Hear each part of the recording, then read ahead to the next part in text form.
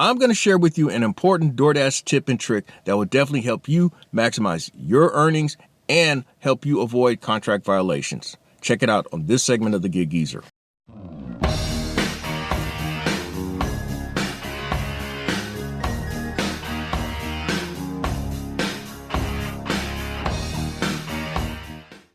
I've noticed a number of so-called tips and tricks that have been uploaded by other content creators on YouTube. But the video description really amounts to nothing more than clickbait. But I'm going to give you a DoorDash tip and trick that will definitely, in fact, help you maximize your money and help you avoid potential contract violations in your gig hustle. Now, what is this tip and trick? It is paying attention to the estimated time of arrival. And by the way, hit that subscribe button, give my content a thumbs up, share my content among others, and I definitely welcome your comments in the section below. Now, one of the more common reasons why drivers are deactivated or have their accounts temporarily suspended is because they've taken too much time to deliver orders. Now, that could be based on a number of reasons. It could be based on them taking on more than what they can handle, particularly when they're trying to work multiple apps, or they don't know where they're going and then they take up a lot of time, and ultimately they're wasting and losing money. And then sometimes you just simply misread the app, and that also causes you to waste time and ultimately lose money. Now, why is the estimated time of arrival so important?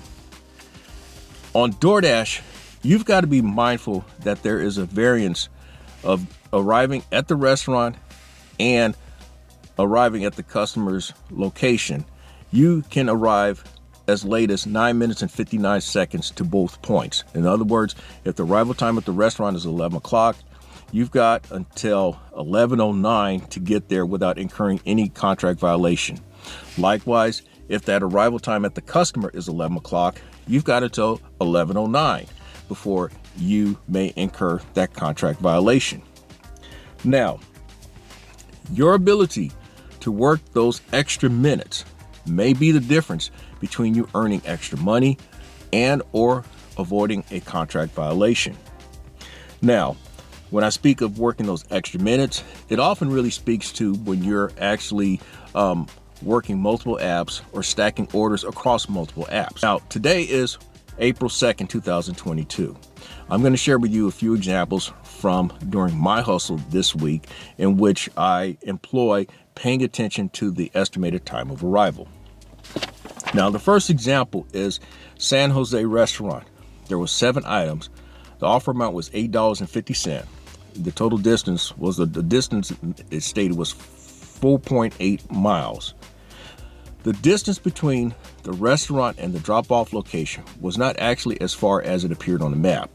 But notice the time factor.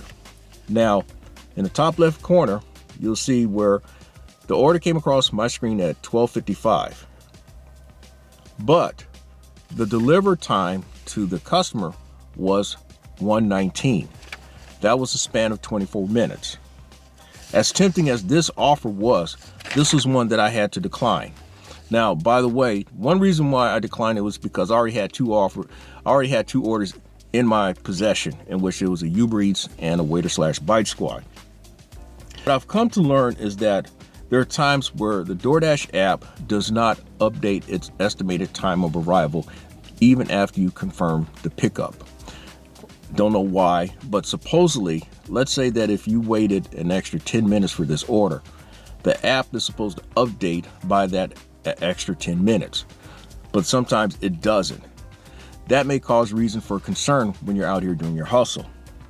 So when you're working multiple apps, you also want to be able to accept orders, particularly on DoorDash, in which you feel that you have an adequate amount of time to deliver the orders. Now, here's an example of an order which in my market and on personal experience might have been conducive to what I'm talking about. This one is Tokyo Grill. It was one item, $9.25 offer. It was $12.57 when it came across my screen, but the deliver time was 1:35. The total window of opportunity was 38 minutes. Now, the difference of 14 minutes is a lot of time when you're doing gig economy work.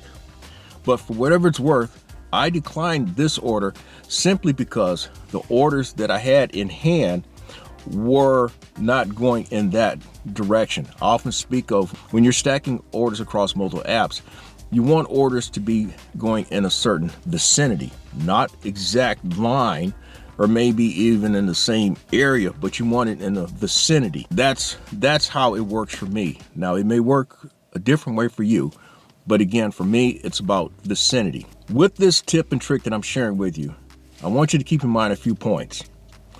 Be realistic. Don't be so greedy that you take on more than what you can handle. Number two, if you are uncomfortable with that order by appearance, decline it. Or if you're uncomfortable with the order after giving it thought, after accepting it, unassign it. Also, if you've accepted the order and you've gotten to the restaurant and you find that this order is taking too long, unassign it. Throw it back. The main thing that you have to concern yourself with DoorDash is making sure that you have an 80% or higher completion rate. So keep that in mind. Lastly, your goal is to make money and to keep things moving. And keeping in mind of that estimated time of arrival is an important part of the process.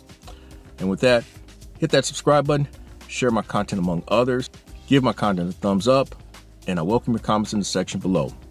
I'm in Wood Lane, and as always, may your hustle continue.